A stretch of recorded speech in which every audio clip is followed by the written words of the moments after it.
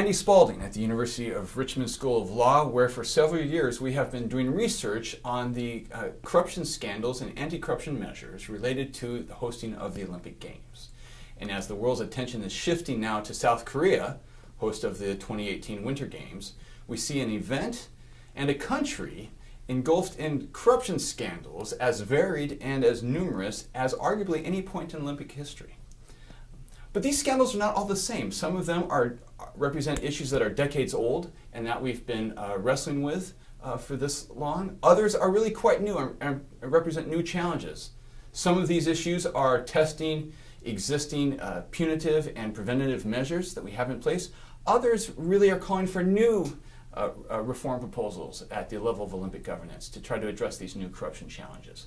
So let's break these down into a few different parts. I would say that Olympic corruption can really be divided into three dimensions. And the first is Olympic competitive corruption. That is corruption in the competition between the athletes. And the most famous form of this is doping, which really became a problem and a topic of public awareness in the 60s and 70s with the doping out of East Germany. Today, we see Russia has been banned from the Winter Olympics because of systemic doping, which is an historic move and an issue that's on everyone's minds.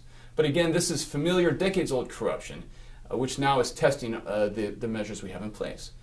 Another dimension of corruption is corruption within the international governance organizations, particularly the International Olympic Committee. This erupted onto the scene in the 1990s with the Salt Lake City bribery scandal. Today we have Brazil under investigation for having won its bid to host the 2016 Games with bribery. Brazil, France, and the United States are engaged in a joint investigation. But again, this is a familiar kind of corruption, and we have measures in place which are now being tested. But there's a new dimension of Olympic corruption, which we really are just now beginning to wrestle with, and that is host country corruption.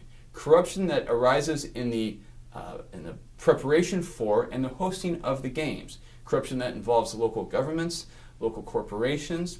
This really erupted around the Sochi 2014 Games with the allegations of enormous bribery, $50 billion alleged in embezzlement in Sochi.